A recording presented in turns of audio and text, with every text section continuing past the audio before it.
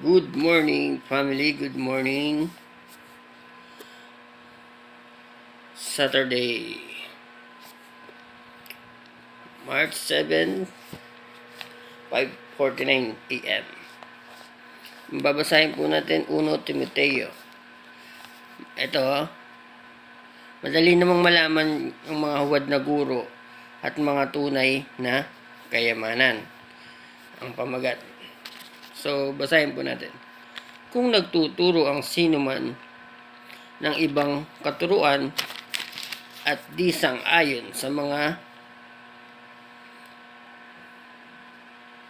tunay na salita ng Panginoong Jesucristo at sa mga aral tungkol sa pagiging makadiyos, siya ay nagyayabang, ngunit walang nalalaman.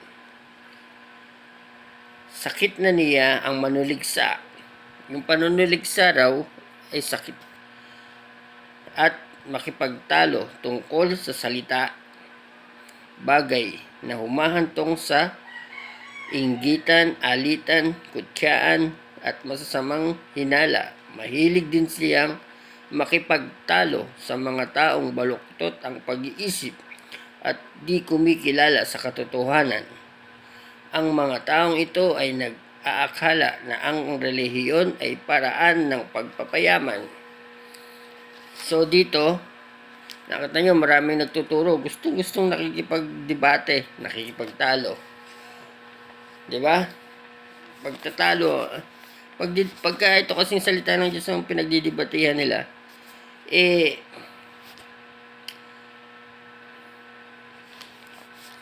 makikita niyo sa kanila na wala sa puso nila yung Espiritu ng Diyos. Pagka wala sa kanila ang Holy Spirit. Pagka ganun, lagi silang nakikipagtalo sa isa't isa.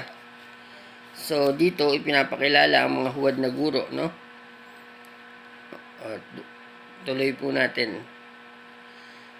Sa katunayan, may malaking pakinabang ang relihiyon kung ang tao'y marunong masiyahan. Wala tayong dinalang anuman sa sanlibutan at wala rin tayong madadalang anuman sa pag-alis dito.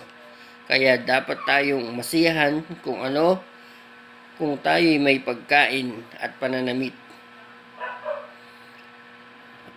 Ang nagnanasang yumaman ay nauhulog sa tukso, nasisilo sa bitag ng masasama at mga hangal na hangarin na nagtutulak sa kanila sa kamatayan o sa kapahamakan, sapagkat ang pag-ibig sa salapi ay ugat ng lahat ng kasalanan.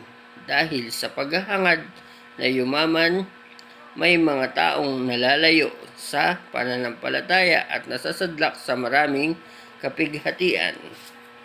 So, good morning family. Maraming salamat po.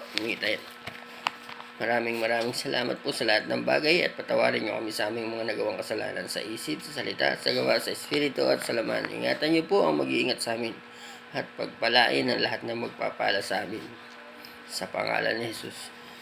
So, bakit natin ginagawa to? Ulitin natin, hindi tayo guro, hindi tayo nagtuturo para maniwala sila. Baga, nagsishare tayo para sa sarili nating pang sarili kong espiritual. Mapapalad na lang o maraming salamat sa mga maniniwala sa ating ginagawa. Sa pangalan ni Jesus.